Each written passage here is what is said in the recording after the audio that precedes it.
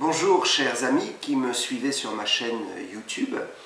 Pour certains d'entre vous, vous avez peut-être eu l'occasion de visionner, de voir, de regarder l'émission du journal télévisé, le reportage qui a eu lieu ce vendredi 3 mai dernier.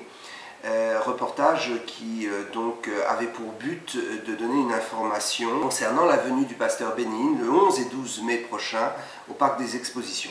Alors je voudrais donner quelques précisions par rapport à ce reportage et puis aider les uns et les autres à bien comprendre exactement ce que les journalistes ont voulu dire et peut-être ce que je n'ai pas pu dire pour la défense de l'Évangile.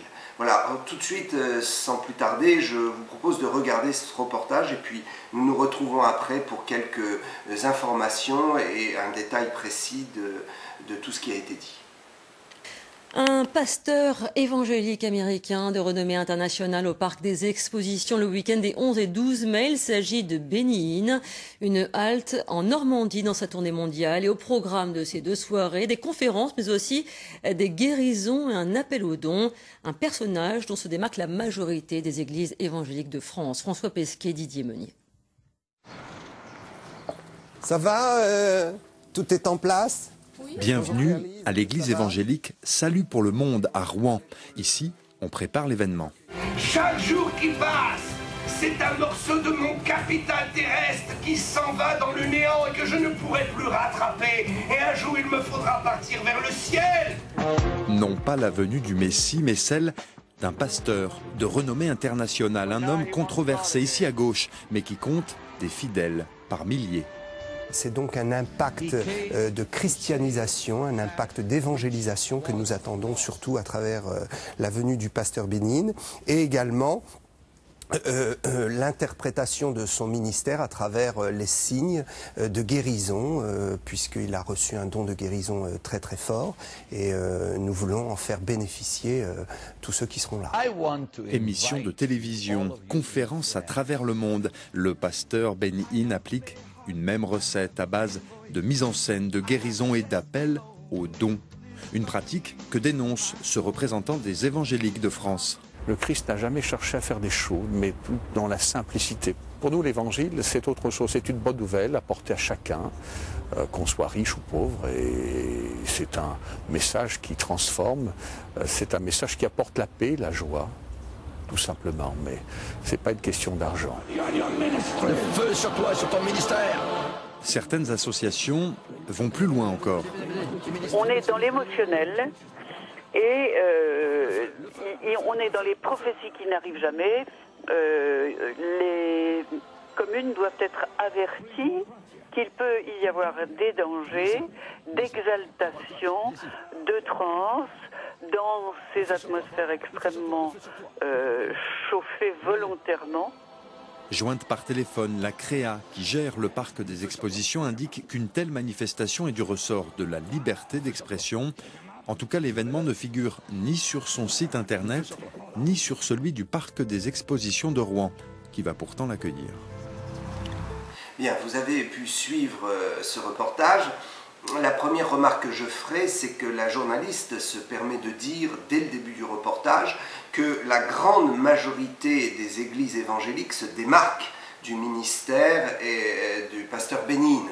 Je pense que c'est faux, dans la mesure où, lorsque nous voyons le nombre de participants et la foule qui se réunit lorsque le pasteur se déplace en France, nous pouvons considérer qu'effectivement, il y a énormément de gens qui sont d'accord avec son ministère. Lorsque nous regardons également sur les chaînes YouTube le nombre de connexions, nous voyons qu'il y a énormément de gens qui le suivent. Et je sais, lors de mes déplacements dans différentes églises, j'ai les échos et je sais que les chrétiens, pour la grande majorité, sont d'accord avec le fait qu'il faut que les choses bougent en France et que nous avons besoin de ministères tels que celui du pasteur Béni-In. Au cours de ce reportage, vous avez pu voir que d'abord il y a une présentation de mon église Salut pour le monde à Rouen et puis tout de suite après nous visionnons le pasteur Béni-In dans l'exercice de son ministère. Alors effectivement je trouve d'abord que ça c'est très bien parce que nous voyons le pasteur Béni-In amener au salut les gens, nous voyons notamment un jeune garçon qui visiblement n'est absolument pas converti, qui est touché par la grâce et qui se convertit lors d'une croisade du pasteur. Nous voyons après des gens qui sont là et qui s'avancent pour témoigner de leur guérison, et c'est effectivement comme cela que ça se passe dans les réunions du pasteur Bénin.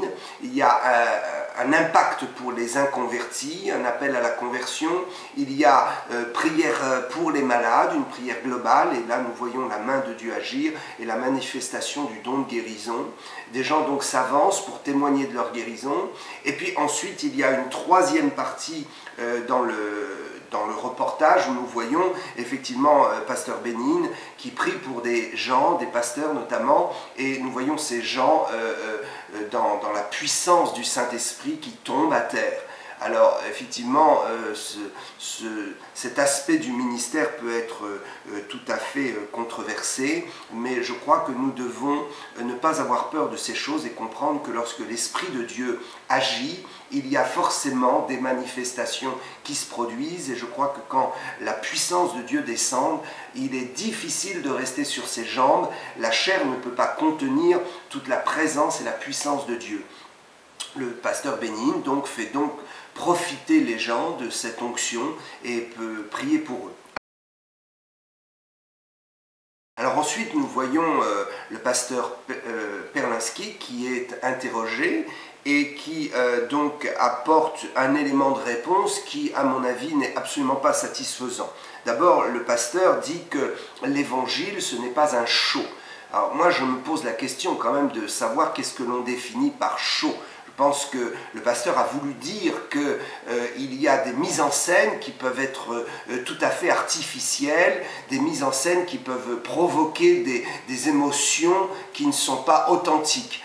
Je pense qu'on ne devrait pas critiquer de la sorte les manifestations du Saint-Esprit. On devrait faire très attention au fait que lorsque Dieu agit, il y a forcément de la manifestation spirituelle ou des manifestations d'émotions qui peuvent faire penser à un show, mais qui n'en sont absolument pas un.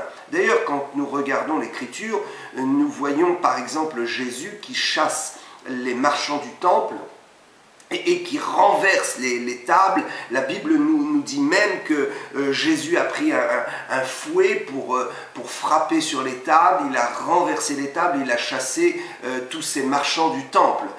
Si le pasteur Perlinski était là ce jour-là, je pense que peut-être qu'il aurait dit que Jésus avait dépassé les bornes et était en train de faire un show à l'américaine.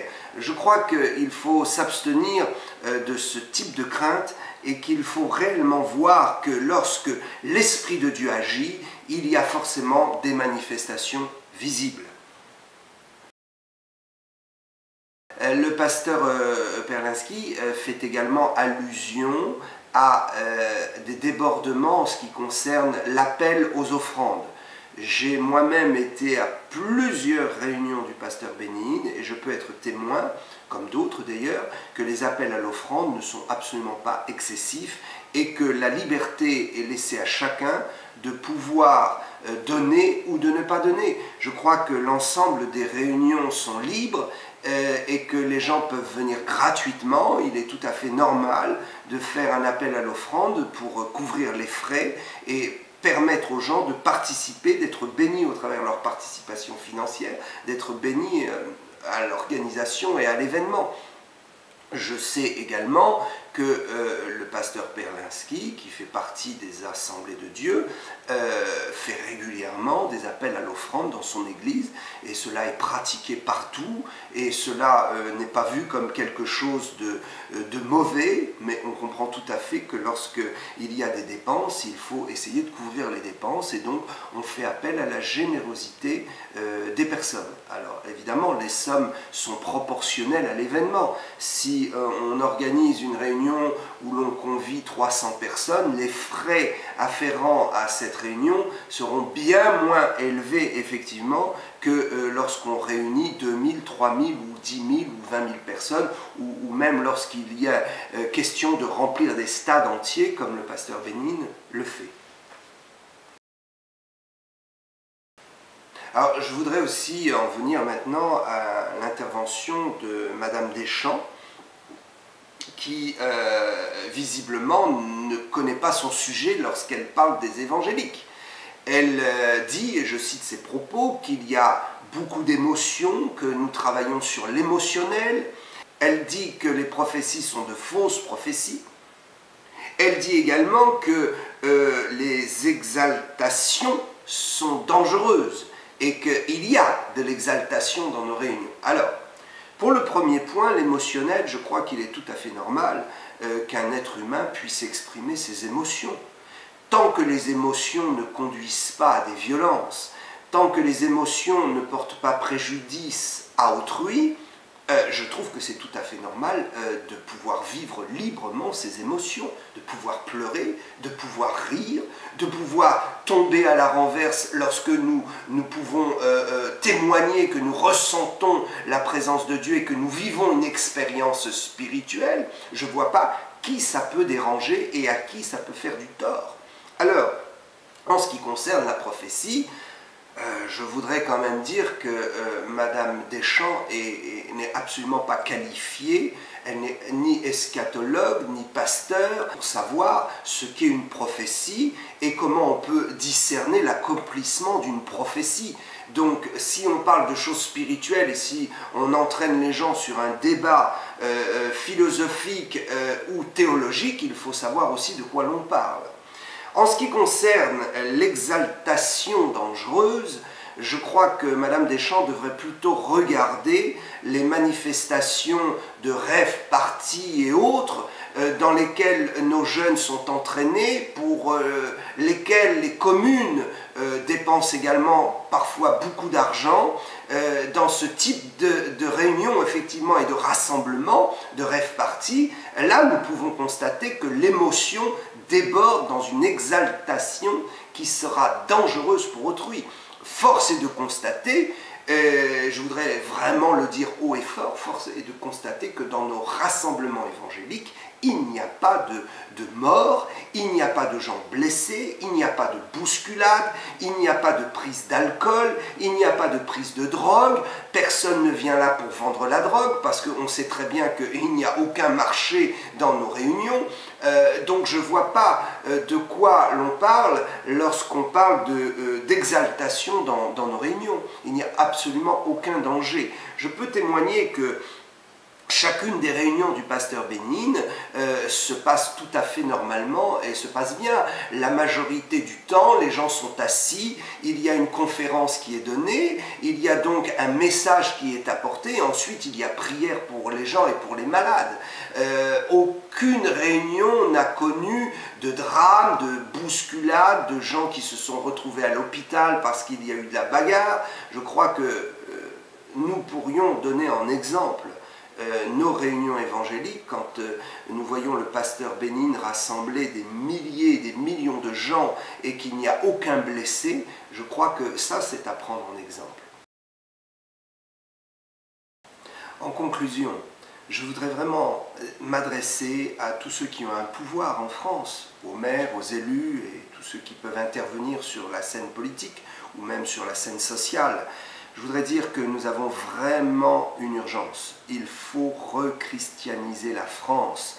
La France a connu son berceau culturel à travers le christianisme. Je voudrais quand même rappeler que pendant des siècles, le christianisme était tout à fait partie prenante dans toutes les décisions d'État et que cela était une bonne chose. Il faut quand même rappeler que c'est en 380 que la Gaule a décidé de faire du christianisme la religion d'État. Ce n'est qu'en 1901 que l'État a décidé de se séparer de la religion, et je pense que ce fut aussi une bonne chose, mais la séparation ne veut pas dire que nous devons nous couper systématiquement de toutes nos cultures et renier des siècles de fonctionnement de cette nation, de cette belle nation française. Il faut aujourd'hui nous aider à rechristianiser, et il faut arrêter de nous mettre des bâtons dans les roues et de nous critiquer et de chercher le petit détail pour essayer de décourager les gens de venir à l'église, parce que sinon nous allons nous retrouver dans une société qui ne pourra plus être rattrapé. Si Dieu n'intervient pas, les problèmes ne seront jamais arrangés. Voilà, que Dieu vous bénisse et que le Seigneur puisse vous combler de toute sa grâce. Amen.